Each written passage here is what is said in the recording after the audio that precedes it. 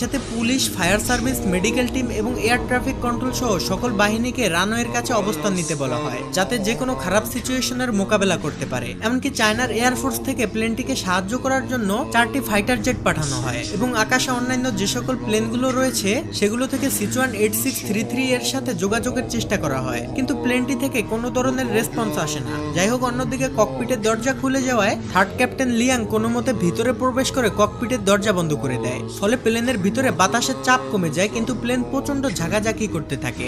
Liang ককপিটে ঢুকে দেখতে পায় ক্যাপ্টেন লিও ঠান্ডায় প্রচন্ড কাঁপছে আর অক্সিজেনের অভাবে কো-পাইলট জু অজ্ঞান হয়ে যাচ্ছে।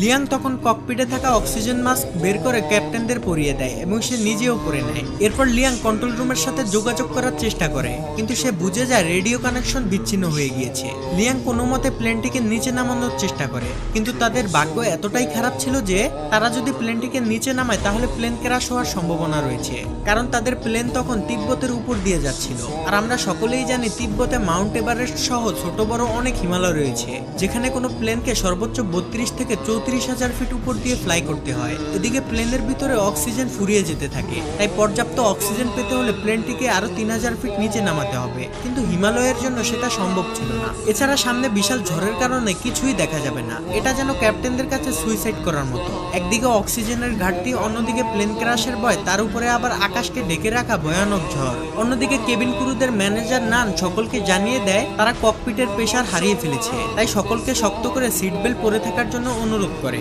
এদিকে কন্ট্রোল রুম থেকে প্লেনের সাথে যোগাযোগ করার জন্য চেষ্টা চালিয়ে যেতে থাকে। তারা রেডিওতে বলে প্লেনের সামনে বিশাল হিমালয় রয়েছে আর সেখানে তাদের আরো 3000 ফিট নিচে দিয়ে যেতে হবে, না হলে পর্যাপ্ত অক্সিজেনের অভাবে তারা মারা যেতে পারে। ক্যাপ্টেন লিউ তার সর্বোচ্চ দিয়ে প্লেনকে কন্ট্রোল করার চেষ্টা করে। সে প্লেনকে যতটা সম্ভব নিচে দিয়ে চালানোর চেষ্টা করে, এমনকি ককপিটে প্রচন্ড বাতাস এবং বরফের টুকরার কারণে সামনে কি আছে সেটা দেখা অসম্ভব হয়ে পড়ে। অন্যদিকে সোশ্যাল মিডিয়ায় এই খবর ভাইরাল হলে প্লেনের ভিতরে থাকা যাত্রীদের আত্মীয় স্বজনরা এয়ারপোর্টে এসে কান্নাকাটি করতে থাকে। এদিকে প্লেনের মধ্যে থাকা যাত্রীরা তাদের ধৈর্য হারিয়ে ফেলেছে। তাদের মধ্যে একজন প্লেনের কি হয়েছে সেটা দেখার জন্য ককপিটের দিকে যেতে থাকে। এটা দেখে কেবিন ক্রুরা তাকে বাধা দিলে সে একজন এয়ার হোস্টেসকে খাবারের টলি দিয়ে আঘাত করে। তখনই সেখানে কেবিন ক্রুদের ম্যানেজার নান আসে আর বলে, আমরা সকলেই জানি তিব্বতে ছোট বড় কত হিমালয় রয়েছে আর এখানে প্লেন নিচে নামানো ঝুঁকিপূর্ণ, এতে প্লেন ক্র্যাশ করতে পারে। যাই হোক না কেন আপনাদের পাইলট এবং আমাদের উপর ভরসা রাখতে হবে। এই সকল সিচুয়েশনের জন্য আমাদের সর্বোচ্চ ট্রেনিং দেওয়া হয়েছে,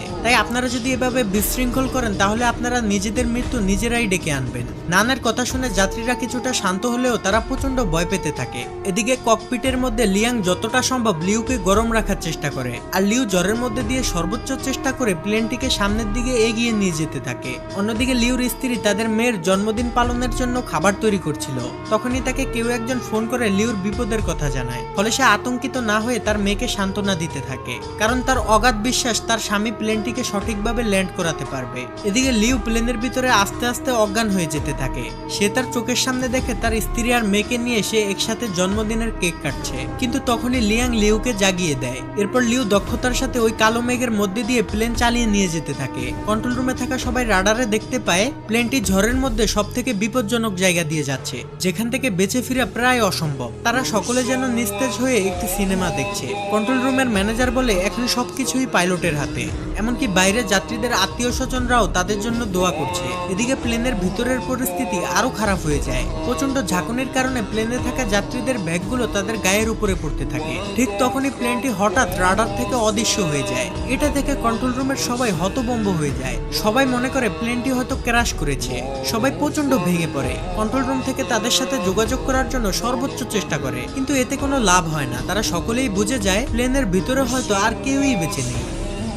কিন্তু না, অলৌকিকভাবে যাত্রীরা তখনও জীবিত ছিল এবং প্লেনটিও চলছিল। ঝড়ের ভিতরে কিছু না দেখতে পেয়ে লিউ মনে করে প্লেন হয়তো পাহাড়ের সাথে ধাক্কা খাবে, তাই সে লিভার টেনে প্লেনটিকে আরো উঁচুতে নিয়ে যায়। এতে প্লেনের ভিতরের ঝাঁকুনি বেড়ে পরিস্থিতি আরো খারাপের দিকে যেতে থাকে।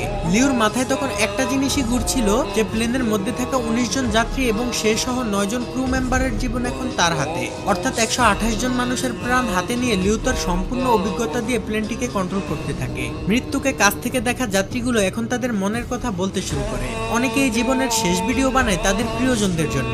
আর কিছুক্ষণের মধ্যেই প্লেনটি ঝড় থেকে বের হয়ে আসে। লিউর অনেক চেষ্টার পর পরিস্থিতি স্বাভাবিক হতে শুরু করে। এরপর ক্যাপ্টেন লিউ প্লেনটিকে অনেক নিচুতে নামিয়ে আনে, যেখানে পর্যাপ্ত পরিমাণ অক্সিজেন রয়েছে।